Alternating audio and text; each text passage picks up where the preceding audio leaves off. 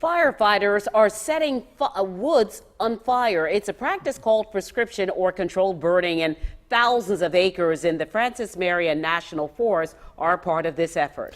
Tonight, Count on 2 investigator Rebecca Collet explains it's also a practice under fire in this Call Collet report. The practice of fighting wildfire with fire means engineers like Jeff Davids set the woods ablaze, this year burning 47,000 acres in the Francis Marion. You can see the needle cast on the ground is substantial. This is a tract of land in the forest that needs to be burned to reduce pine straw from igniting into a forest fire.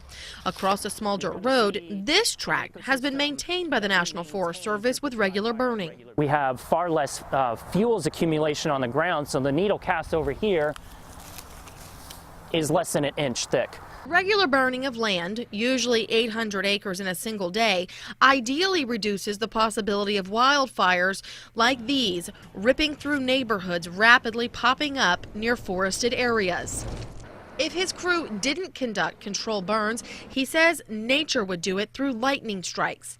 There are 12 communities around the forest at risk for wildfire. Fires in Gatlinburg, Tennessee, 2016, the fires in Myrtle Beach, 2009.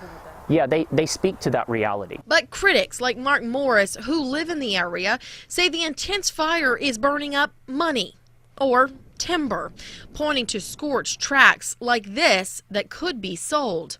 Forest products are the port's top export commodity. Look around, you can see all kinds of trees that's damaged and is dying from the fire. Like this tract, different from the backdrop from my interview with the Forest Service. Sap boiled out of these pine trees. Bark is peeling, a sign the tree is dead or dying. When we're killing marketable timber on tracts that are, 1,000 acres in size, that's catastrophic fire. Because that marketable timber represents dollars that would fund their own programs. And the founder of advocacy group Carolina Wildlife Syndicate, David Strickland, says these trees will soon fall and be fuel for a future fire.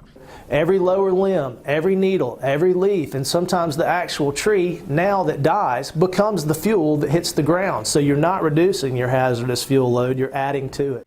I asked the Forest Service about those dead trees. When you put fire in that ecosystem, you may have some mortality in that pine, but it's not something that we set forth to accomplish. It's not a goal.